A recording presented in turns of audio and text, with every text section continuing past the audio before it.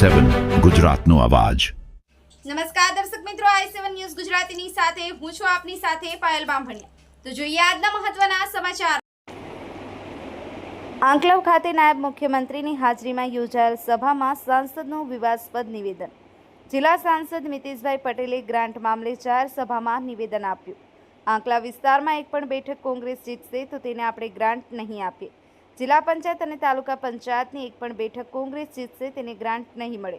હું ₹1 ગ્રાન્ટ નહીં આપવા દઉં। Bureau chief Narendra Sharma, i7 news Gujarati, Anand.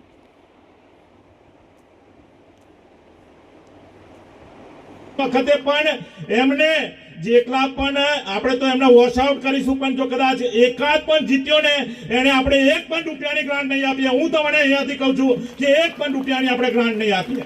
આપણે એ રીતનું આંકલાવ બનાવવાનું છે। આપણા ડેપ્યુટી સીએમ સાહેબ આવ્યા છે અને આપણે બધાને જે પ્રમાણેનું આંકલાવ જોઈતું હશે એ પ્રમાણેનું આંકલાવ બનાવી આપશે। અને અત્યારથી જ આપણે એક બધા જે અહીંયા બેઠેલા છે અને બધાનામાં એક તાકાત છે કે આપણે 2027માં ભારતીય જનતા પાર્ટીના વિધાનસભામાં આપણો ઉમેદવાર જીતશે અને ત્યાં આગળ આપણે મોકલીશું અને આંકલાવ મત વિસ્તારમાં અત્યાર સુધીના જેટલા કામો નથી થયા બધા કામો કરીશું। સાહેબ